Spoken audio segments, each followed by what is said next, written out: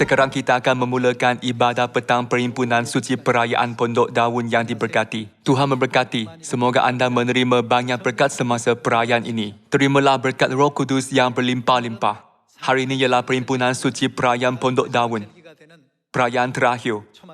Antara 7 perayaan dalam 3 kali. Mulai hari ini selama seminggu, semua anak Sion di seluruh dunia akan menyertai festival penginjilan. Kita akan menjalankan pergerakan Roh Kudus melalui festival penginjilan ini. Hari ini, marilah mengambil masa untuk berkongsi firman Tuhan dengan khutbah yang bertajuk Pergerakan Roh Kudus dan Penginjilan. Pergerakan Roh Kudus dapat dikesan pada 2000 tahun dahulu apabila Tuhan mencurahkan hujan Roh Kudus pada awal musim pada hari Pentakosta di ruang atas Markus. Mula-mula, Injil tersebar secara senyap hanya ke kawasan tertentu di Yerusalem. Kemudian, ia tersebar ke seluruh dunia, dinyalakan oleh pergerakan Roh Kudus. Seperti yang saya katakan semasa ibadah pagi, hujan Roh Kudus pada awal musim Pentakosta ditarik balik menurut ramalan. Namun, Roh Kudus yang diberikan pada perayaan Pondok Daun tidak. Memandangkan Tuhan banyak mencurahkan Roh Kudus ke atas kita, pergerakan Roh Kudus ini tidak boleh berhenti. Malah, mesti berterusan sehingga Tuhan datang untuk penghakiman terakhir. Menurut Alkitab, apakah bukti bahawa kita telah menerima Roh Kudus? Sesiapa menerima Roh Kudus tidak dapat berdiam diri, sebab keinginan untuk menyampaikan firman Tuhan membara-bara di dalam hati mereka. Jadi, janganlah kita memadamkan api Roh Kudus yang Tuhan berikan kepada kita semua, tetapi berkongsi rahmat Roh Kudus dengan semua manusia. Lebih banyak kita berkongsi dengan orang lain, lebih kuat api itu di dalam hati kita. Di dunia ini, apabila kuasa fizikal terbahagi, ia menjadi semakin lemah. Tetapi di dunia rohani, semakin banyak Roh Kudus tersebar, semakin kuat kuasanya. Jadi, apabila Tuhan mencurahkan Roh Kudus, Dia juga memberikan masa yang baik untuk menginjil.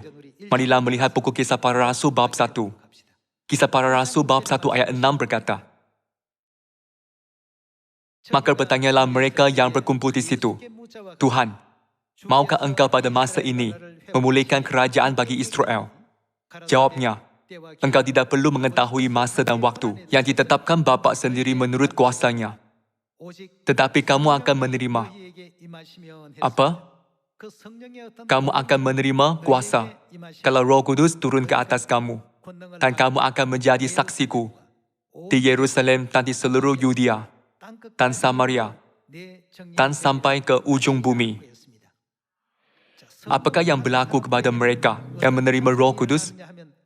Mereka bersemangat untuk menyaksikan Kristus sebagai saksi-saksinya di Samaria dan sampai ke hujung bumi. Mari melihat firman yang diberikan dalam ayat 8. Apakah yang berlaku apabila Roh Kudus datang kepadamu? Tetapi kamu akan menerima kuasa kalau Roh Kudus turun ke atas kamu, dan kamu akan menjadi apa? Menjadi saksiku di Yerusalem dan di seluruh Yudea dan Samaria dan sampai ke ujung bumi. Untuk menjadi saksi Kristus, apakah kerja yang perlu dicapai? Kerja seperti ini hanya boleh dilakukan melalui penginjilan. Orang yang menerima Roh Kudus ingin memberitakan Injil secara semula jadi. Mereka tidak dipengaruhi atau dipaksa oleh sesiapa pun. Sebab itulah Tuhan menetapkan Minggu Penginjilan Perayaan Pondok Daun dan membuka jalan untuk kita menginjil dari hari pertama hingga hari terakhir perayaan. Jadi, semasa Minggu Penginjilan Perayaan Pondok Daun, marilah menjalankan pergerakan Roh Kudus dengan memberitakan Injil di Samaria dan sampai ke hujung bumi. Gereja awam menerima hujan Roh Kudus awal musim pada hari Pentakosta 2000 tahun dahulu. Marilah melihat perubahan di dalam gereja-gereja zaman para rasul selepas mereka menerima Roh Kudus. Mari melihat situasi gereja awal melalui Kisah Para Rasul, bab 2 ayat 41. Orang-orang yang menerima perkataannya itu memberi diri dibaptis, dan pada hari itu jumlah mereka bagaimana? Bertambah kira-kira 3,000 jiwa. Mereka bertekun dalam pengajaran rasul-rasul dan dalam persekutuan, dan mereka selalu berkumpul untuk memecahkan roti dan berdoa. Selepas menerima Roh Kudus, Petrus menghadapi orang dari setiap bangsa di bawah langit dan memberitakan Yesus Kristus dengan berani. Pergerakan Roh Kudus bermula dengan penginjilan yang hebat ini. Jadi pada hari itu, jumlah mereka bertambah kira-kira 3,000 jiwa. Semua orang ini bertaubat dan kembali ke pangkuan Tuhan. Kita boleh berkata bahawa permulaan pergerakan Roh Kudus ditunjukkan di dalam buku Kisah Para Rasul bab 2. Mari kita sambung ayat 46. Dengan bertekun dan dengan sehati, mereka berkumpul tiap-tiap hari dalam bait Tuhan. Mereka memecahkan roti di rumah masing-masing secara bergiliau dan makan bersama-sama dengan gembira dan dengan tulus hati sambil memuji Tuhan. Dan mereka disukai semua orang. Dan tiap-tiap hari, Tuhan menambah jumlah mereka dengan orang yang diselamatkan. 3,000 orang dibaptis. Dan banyak roh menerima kebenaran hari demi hari. Inilah pergerakan Roh Kudus. Walaupun selepas hari Pentakosta, kerja seperti ini berlaku secara berterusan. Menurut Kisah Para Rasul bab 4 ayat 1, ada tertulis, ketika Petrus dan Yohanes sedang berbicara kepada orang banyak, mereka tiba-tiba didatangi imam-imam dan kepala pengawal bait Tuhan serta orang-orang Saduki. Orang-orang itu sangat marah kerana mereka mengajak orang banyak dan memberitakan bahawa dalam Yesus ada kebangkitan dari antara orang mati. Mereka ditangkap dan diserahkan ke dalam tahanan sampai keesokan harinya kerana hari dalam malam. Tetapi di antara orang yang mendengar ajaran itu, banyak yang menjadi percaya sehingga jumlah mereka menjadi kira-kira berapa? 5,000 orang laki-laki.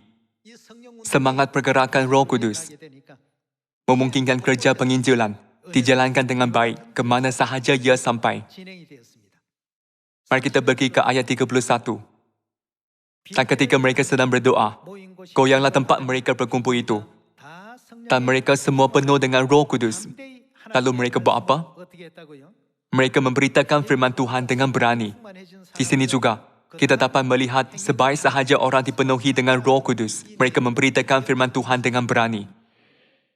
Melalui hal ini, kita dapat memastikan bahawa kerja penginjilan yang hebat sentiasa diikuti selepas Roh Kudus diberikan.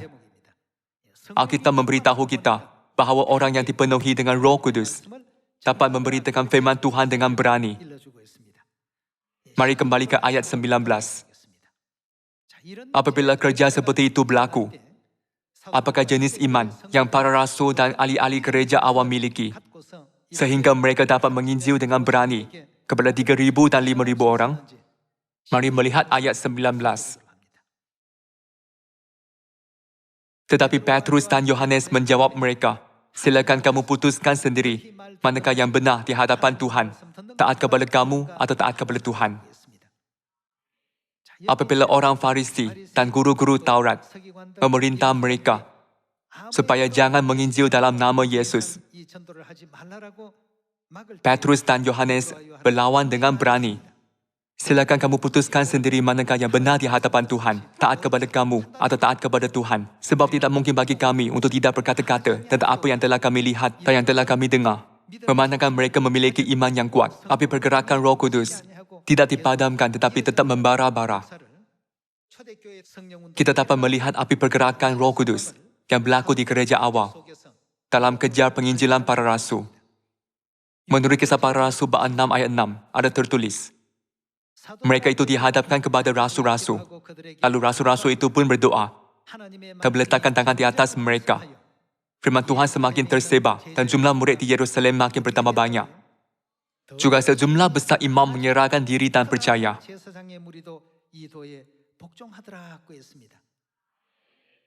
Apabila pergerakan Roh Kudus ini terus berlangsung, bahkan imam-imam yang menganggap Yesus sebagai tukang kayu sahaja, serta anak kepada Yusuf dan Maria, mulai menerima dia sebagai Tuhan yang telah datang dalam badan manusia. Kerja-kerja Roh Kudus yang sebegitu hebat berlaku secara berterusan. Buku Kisah Para Rasul, bab 5 ayat 12 tertulis, tak oleh rasul-rasul diadakan banyak tanda dan mukjizat di antara orang banyak. Semua orang percaya selalu berkumpul di serambi Salomo dalam persekutuan yang erat. Orang-orang lain tidak ada yang berani menggabungkan diri kepada mereka. Namun mereka sangat dihormati orang banyak. Dan makin lama makin bertambahlah jumlah orang yang percaya kepada Tuhan, baik laki-laki maupun perempuan. Mereka menginjil dengan berani dan percaya bahawa mereka akan diberikan keselamatan melalui kebenaran, bahawa Yesus ialah Kristus. Dan percayailah Yesus untuk menerima keselamatan serta pergi ke syurga. Dengan terus mengisytiharkan kebenaran, kira-kira 3,000 orang, bahkan 5,000 orang, memasuki jumlah mereka hari demi hari. Pergerakan Roh Kudus mendatangkan kerja yang hebat dan membimbing ramai roh untuk bertaubat. Memandangkan mereka menginjil dengan berani, ramai orang ditambah ke jumlah mereka. Bukankah itu bermaksud bahawa mereka menyebarkan berita baik Tuhan dengan penuh semangat? Apakah yang menggerakkan hati mereka untuk menginjil kepada ramai orang dengan penuh semangat? Roh Kudus. Mari kita lihat Kisah Para Rasul bab 9 ayat 31. Selama beberapa waktu jemaat di seluruh Yudea, Galilea dan Samaria berada dalam keadaan damai. Jemaat itu dibangun dan hidup dalam takut akan Tuhan. Jumlahnya makin bagaimana? Bertambah besar oleh pertolongan dan penghiburan Roh Kudus. Jumlahnya bukan hanya besar, tetapi semakin bertambah besar. Kita dapat melihat perkataan seperti ini berkali-kali di seluruh Alkitab. Melalui kerja penginjilan orang kudus yang bersungguh-sungguh, Injil tersebar dengan laju di Samaria dan sampai ke hujung bumi. Semua ini hasil pergerakan Roh Kudus. Mari kita pergi ke Kisah Para Rasul bab 11 ayat 19. Sementara itu banyak saudara-saudara telah tersebar kerana penganiayaan yang timbul sesudah Stefanus dihukum mati. Mereka tersebar sampai ke Fenisia, Siprus dan Antioquia. Namun mereka memberitakan Injil kepada orang Yahudi sahaja. Akan tetapi di antara mereka ada beberapa orang Siprus dan orang Kirene yang tiba di Antioquia dan berkata-kata juga kepada orang-orang Yunani dan memberitakan Injil bahawa Yesus adalah Tuhan. Dan tangan Tuhan menyertai mereka dan sejumlah besar orang. Di sini kita dapat melihat frasa sejumlah besar orang. Sejumlah besar orang menjadi percaya dan berbalik kepada Tuhan. Ayat ini menunjukkan contoh pergerakan Roh Kudus yang lain melalui gereja di Antioquia. Setiap kali apabila rasul-rasul memberitakan Injil, semakin ramai orang yang percaya. Ramai orang dari satu tempat ke tempat yang lain terbuka hati mereka dan menerima Yesus sebagai Kristus serta mematuhi ajaran-ajarannya. Namun, gereja penginjilan yang akan dicapai pada akhir zaman ini adalah lebih hebat daripada gereja awal. Mari melihat bab 11 ayat 19 sekali lagi. Sementara itu, banyak saudara-saudara telah tersebar kerana penganiayaan yang timbul sesudah Stefanus dihukum mati. Mereka tersebar sampai ke Fenisia, Siprus dan Antioquia. Namun mereka memberitakan Injil kepada orang Yahudi saja. Akan tetapi di antara mereka ada beberapa orang Siprus dan orang Kirene yang tiba di Antioquia dan berkata-kata juga kepada orang-orang Yunani dan memberitakan Injil bahawa Yesus adalah Tuhan. Dan tangan Tuhan menyertai mereka dan sejumlah besar orang menjadi percaya dan berbalik kepada Tuhan. Kita dapat berkali-kali melihat kejadian di mana sejumlah besar orang berbalik kepada Tuhan melalui kerja penginjilan para rasul. Mari kita pergi ke bab 13 ayat 46. Tetapi dengan berani, Paulus dan Barnabas berkata, memang kepada kamulah firman Tuhan harus diberitakan lebih dahulu. Tetapi kamu menolaknya dan menganggap dirimu tidak layak untuk beroleh hidup yang kekal. Kerana itu, kami berpaling kepada bangsa-bangsa lain. Sebab inilah yang diperintahkan kepada kami. Aku telah menentukan engkau menjadi terang bagi bangsa-bangsa yang tidak mengenal Tuhan, supaya engkau membawa keselamatan sampai ke ujung bumi. Mendengar itu, bergembiralah semua orang yang tidak mengenal Tuhan, dan mereka memuliakan firman Tuhan. Dan semua orang yang ditentukan Tuhan untuk hidup yang kekal, menjadi apa? Percaya. Fikirkanlah orang di sekeliling anda. Ramai orang telah ditakdirkan untuk menerima kehidupan kekal. Walau bagaimanapun, ramai daripada mereka mengembara tanpa mengetahui kebenaran yang sedang diberitakan oleh gereja Tuhan.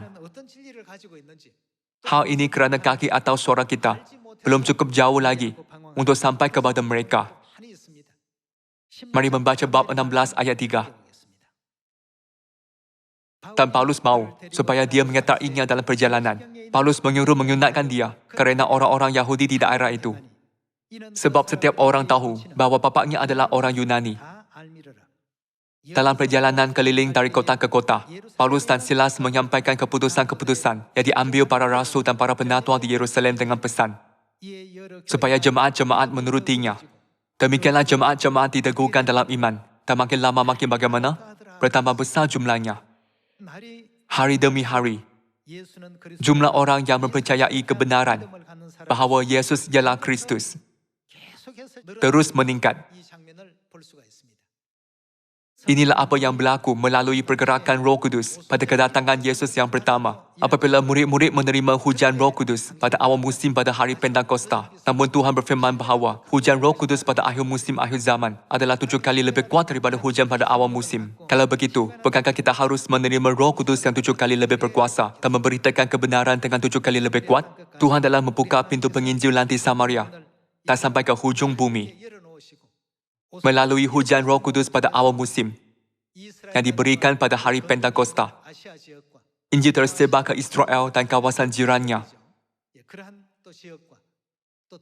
Asia Kecil, yang kini ialah Turki, dan wilayah Eropah, seperti Korintus dan Itali. Pada kedatangan Yesus yang pertama, Injil hanya tersebar dari Israel ke Eropah Selatan. Tetapi kini, ia tersebar di seluruh dunia. Kita semua perlu menyadari bahawa kita sedang menerima lebih banyak rahmat melalui Roh Kudus daripada kedatangannya buat kali pertama. Jadi, kita mesti menginjil semasa festival penginjilan perayaan Pondok Daun, sehingga hari Tuhan mengumumkan bahawa kita tidak perlu membawa bahan untuk bait suci, seperti yang Dia umumkan melalui Musa. Tidakkah api pergerakan Roh Kudus ini perlu disebarkan dari Samaria dan sampai ke hujung bumi? Mari melihat buku Matius bab 24 ayat 13. Tetapi orang yang bertahan sampai pada kesudahannya akan selamat. Dan Injil kerajaan ini akan diberitakan di seluruh dunia, menjadi kesaksian bagi semua bangsa. Sesudah itu barulah tiba kesudahannya. Tuhan pasti berfirman, Injil kerajaan ini akan diberitakan di seluruh dunia bagi semua bangsa. Takdir Injil adalah bahawa harus diberitakan di seluruh dunia bagi semua bangsa menurut firman Tuhan. 2000 tahun dahulu, Tuhan datang untuk menjamin dan membuktikan fakta tersebut. Dia berfirman, ini betul-betul hasil Injil. Ia tidak akan gagal. Mari kita pergi ke buku Roma bab 10 ayat 17. Jadi, iman timbul dari pendengaran, dan pendengaran oleh firman Kristus. Tetapi aku bertanya, adakah mereka tidak mendengarnya? Memang mereka telah mendengarnya. Suara mereka sampai ke mana? Ke seluruh dunia. Dan perkataan mereka sampai ke ujung bumi. Yesus mengajar kita bahawa firman Tuhan tidak akan terhati satu tempat sahaja. Sebaliknya, ia akan diberitakan kepada semua bangsa di seluruh dunia. Saya percaya bahawa ada makna yang penting dalam kehendak Tuhan untuk memberi kita 7 hari untuk menginjil. Sama seperti umat Israel berkawan mengelilingi kota selama 7 hari dan menjerit pada zaman Yosua. Saya yakin Tuhan akan membuka hati orang jika kita menyampaikan berita baik ini selama 7 hari, sepuas-puas hati kepada sesiapa yang kita temui. Sama ada itu rakan sekerja, rakan sekelas, jiran, kenalan, atau kawan kita. Saya berdoa agar setiap orang menghasilkan banyak buah yang cantik semasa perayaan ini. Marilah membaca satu ayat lagi sebelum kita menamatkan khutbah. Buku Yesaya bab 60 ayat 1. Bangkitlah, menjadi teranglah, sebab terangmu datang, dan kemuliaan Tuhan terbit atasmu. Apakah hasilnya apabila kita melakukan hal tersebut? Ayat 4. Angkatlah mukamu dan lihatlah ke sekeliling. Mereka semua datang berhimpun kepadamu. Anak-anakmu laki-laki datang dari jauh, dan anak-anakmu perempuan digendong. Pada waktu itu engkau akan heran melihat dan berseri-seri. Engkau akan tercengang dan akan berbesar hati, sebab kelimpahan dari seberang laut akan beralih kepadamu, dan kekayaan bangsa-bangsa akan datang kepadamu. Mari sambung dengan ayat 8. Siapakah mereka ini yang melayang seperti awan, dan seperti burung merpati ke pintu kandangnya? Mari kita lihat ayat 21. Pendudukmu semuanya orang-orang benar. Mereka memiliki negeri untuk selama-lamanya. Mereka sebagai cangkukan yang ku tanam sendiri, untuk memperlihatkan keagunganku. Yang paling kecil akan menjadi kaum yang besar. Makin lama makin bertambah besar jumlahnya. Bukankah ini hasil yang Tuhan kurniakan apabila mereka terus menginjil semasa pergerakan Roh Kudus? Yang paling kecil akan menjadi kaum yang besar, dan yang paling lemah akan menjadi bangsa yang kuat. Aku, Tuhan, akan melaksanakannya dengan segera pada waktunya. Apakah yang perlu kita lakukan agar hal ini berlaku? Hal ini berlaku apabila kita semua bangkit dan menjadi terang. Melalui perayaan-perayaan musim luruh tahun ini, marilah kita banyak menerima rahmat, berkat dan kuasa Roh Kudus. Sesuai dengan kuasa Roh Kudus yang telah kita terima, marilah memberitakan Injil ini di Samaria dan sampai ke hujung bumi. Saya minta semua ahli keluarga Sion supaya cepat memberitakan Injil di Samaria dan sampai ke hujung bumi, agar kita boleh mempercepat kedatangan Bapa. Dengan ini, saya tamatkan khotbah hari ini. Terima kasih.